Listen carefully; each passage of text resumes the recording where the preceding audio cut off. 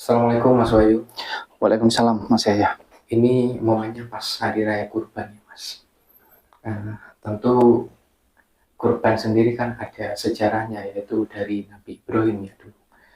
Di mana kurban ini adalah bentuk ketaatan seorang Nabi Ibrahim dengan anaknya yang bernama Nabi Ismail ya, yang rela mengorbankan putra satu-satunya. Nah, ini kan bentuk keimanan, bentuk ketakwaan dan ketaatan seorang Nabi Ibrahim dan Nabi Ismail ya Mas Woyo. Jadi ketika mau disembelih si Nabi Ismail itu berubah menjadi seekor domba ya. Tentunya ini banyak tafsir ya, dan kita harus menghargai itu, banyak versi ya bisa dibilang. Nah, tapi seakan-akan ini menjadi doktrin di mana kita harus mempersembahkan seekor hewan akan menjadi kendaraan kita di akhirat nanti ya Mas. Ini tentunya secara logika kan nggak masuk menurut saya ya Mas Wahyu. Sedangkan Allah itu kan menciptakan hewan untuk manusia. Nah, kenapa kok manusia mempersembahkan lagi kepada Allah? Itu bagaimana menurut pendapat Mas Wahyu? Iya, Mas Yahya, betul sekali. Jadi mungkin saya ingin lebih menyempurnakan pertanyaannya Mas Yahya mungkin ya, kurang lebihnya bahwa saya paham, saya bisa menangkap maksud dan tujuan pertanyaannya Mas Yahya, yaitu dimana kalau kita bicara sejarah tentang tradisi kurban ini ya Mas Yahya ya. Kebetulan sekarang ini lagi Idul Adha, hari raya kurban, di mana sejarahnya adalah kisah seorang Nabi Ibrahim ya, yang rela, ikhlas, tulus mengorbankan putra satu-satunya ya, yaitu anak laki-laki, untuk dipersembahkan kepada Allah ya Mas Yahya ya, kepada Tuhan, kepada Sang Pencipta. Tentu kan ada dasarnya Mas Yahya. Dasarnya adalah iman dan takwa. Begitu taatnya, begitu takwanya, begitu berimannya Nabi Ibrahim, sehingga Nabi Ibrahim nggak berpikir yang macam-macam, bahwa apapun yang dia miliki ya memang semua karena Allah. Sehingga ketika itu diminta oleh Allah, termasuk putra satu-satunya pun diberikan Mas Yahya. Nah, ketika itu sudah dipersembahkan, ketika mau disembelih dan dirubahlah sama Allah bahwa ada mukjizat di sana, sehingga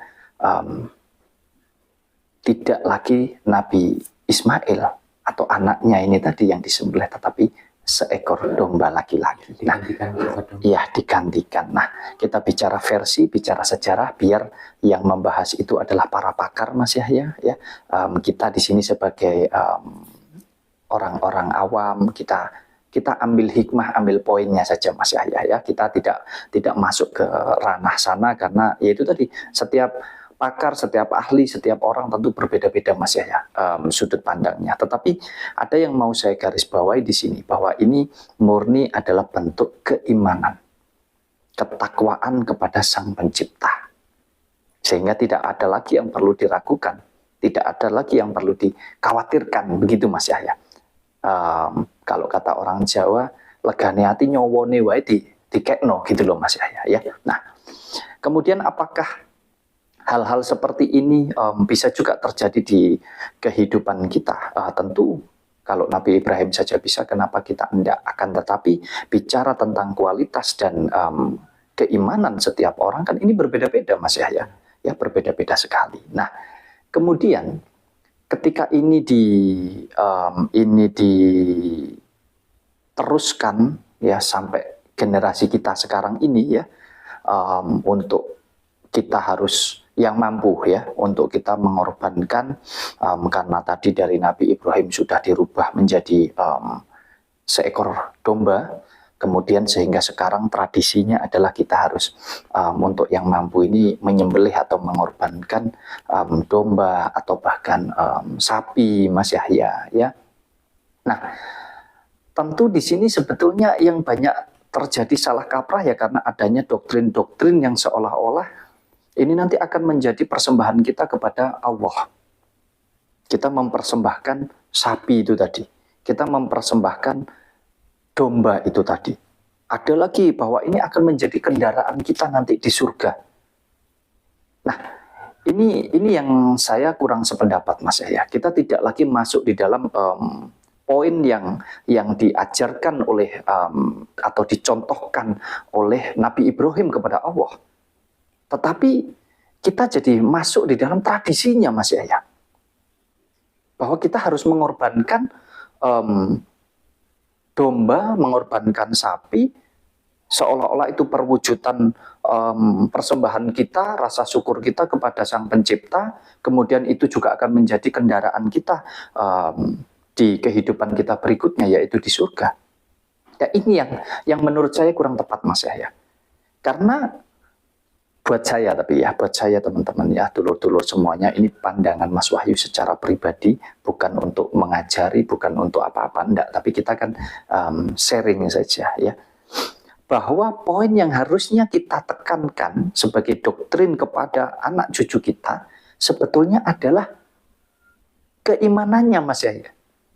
Ketakwaan, ketaatan. Iya, keimanan kita bahwasanya semua ini ada karena Allah, semua ini karena ada Tuhan, dan kalaupun dikehendaki untuk tidak ada, ya biar, asalkan memang karena Allah, karena Sang Pencipta, gitu Mas ya. Jadi tidak harus ya hanya karena tradisinya, ya itu tentu tradisi yang baik Mas ya. Tetapi alangkah lebih baiknya lagi kalau tradisi itu didasari dengan niat, dengan hakikat yang benar Mas ya.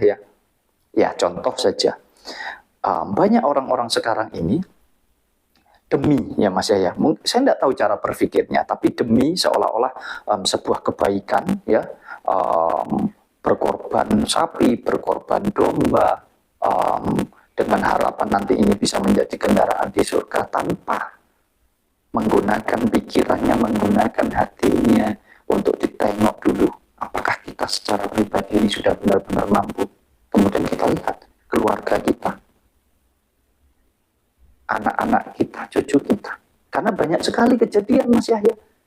Berkorban sapi, 1 ekor, 2 ekor. Tapi mungkin keluarganya, entah itu orang tuanya, entah itu anaknya atau cucunya, lagi dalam masalah Mas Yahya. Kondisi hidupnya lagi terpuruk, lagi sulit. Bahkan mungkin untuk makan saja sampai susah. Banyak hutang, banyak beban. Nah, kalau kita bicara keimanan, saya rasa Tuhan, Gusti Allah ini nggak butuh apa-apa Mas Yahya. Apalagi kita bicara tentang domba, tentang sapi, lawang jagat raya, dunia beserta isinya ini loh. Semua yang menciptakan itu Gusti Allah kok. Bahkan kita ini loh, yang punya rasa yang bisa membedakan ini baik, ini buruk, ingin melakukan begini, ingin melakukan begitu, itu yang menciptakan ini Tuhan. Terus untuk apa kita harus mempersembahkan itu semuanya? Tapi yang harus dipersembahkan adalah keimanannya, ketakwaannya Mas Yahya. Jadi kalau buat saya, kalau ada yang tanya, lebih baik membantu saudara, membantu keluarga, atau harus dipakai untuk berkorban? Kalau saya sudah punya dasar iman kepada Tuhan saya, ya tentu saya lebih baik membantu saudara saya Mas Yahya. Sapinya bisa saya jual untuk saya membantu masalah yang sedang dihadapi oleh keluarga saya. Bukan berarti tidak penting. Makanya kan ini diwajibkan untuk yang mampu. Mampu dalam arti secara dohir maupun secara batin Mas Yahya. Jadi ini agak sedikit kabur. Kaburnya bagaimana? Doktrinnya ini baku di apa yang harus dipersembahkan Mas Yahya. Tapi bukan lagi kepada niatnya Mas Yahya, yaitu keimanannya. Nah, kalau kita berkorban, tujuannya adalah untuk kita berbagi dengan sesama Mas Yahya, dengan orang-orang di sekitar kita yang mungkin kurang mampu. Ya, itu bagus Mas Yahya.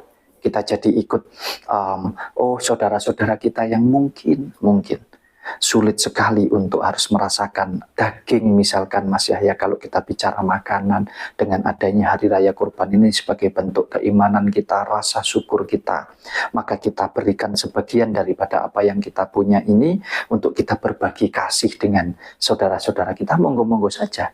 Tetapi alangkah baiknya kalau kita sudah paham hakikatnya bahwa di situ murni bentuk keimanan, ketakwaan kita kepada Sang Pencipta, saya rasa jauh lebih bagus kalau kita tengok dulu kiri kanan pertimbangan saudara kita. Ya betul sekali. Banyak Mas Yahya, banyak sekali habis berkorban, habis itu kehidupan di keluarganya sendiri, anaknya banyak hutang lah, atau mungkin dia sendiri bahkan punya hutang. Jadi dia mengorbankan ini dengan maksud dan tujuan biar hidupnya lebih enak. Nah, tentu berarti kan ada imbal balik di sana. Jangan dong. Masuknya ini benar-benar kepada keimanan kita, ketakwaan kita kepada Sang Pencipta, Mas ya. Poinnya di sana. Saya tidak mau mengupas secara keagamaan, tentu saya yang pertama bukan orang yang ahli agama, Mas Yahya, ya. Jadi itu monggo-monggo saja sesuai dengan sudut pandang dan keyakinan masing-masing. Tetapi saya ingin menyampaikan ini bahwa poin yang bisa saya tangkap dari bentuk apa yang dilakukan atau yang dicontohkan oleh Nabi Ibrahim dan Nabi Ismail adalah bentuk ketakwaan dan juga keimanannya. Jadi bukan lagi saya tidak mau terjebak di harus mengorbankan domba kah? Harus mengorbankan sapi kah? Enggak. Dan ada nilai positif yang terkandung di sini dari sejarah ini. Sehingga bukan anak-anak kita yang harus kita sembelih untuk kita korbankan, kan begitu. Sehingga dialihkan menjadi sesuai dengan apa yang terjadi kepada Nabi Ibrahim dan Nabi Ismail, yaitu menjadi seekor domba, bahkan sekarang menjadi seekor sapi juga. Kalau dulu mungkin harus satu orang beli satu, sekarang sudah bisa perpatung-patungan, urunan, ya tentu ini kan bentuk kerukunan, itu tradisi yang bagus, asalkan jangan terjebak di harus ini, karena kita harus tengok dulu, harus paham niatnya, harus paham hakikatnya, Mas Yahya. Maksudnya di keimanan ini, Mas Yahya, kalau buat saya, karena semua ini ciptaan Tuhan.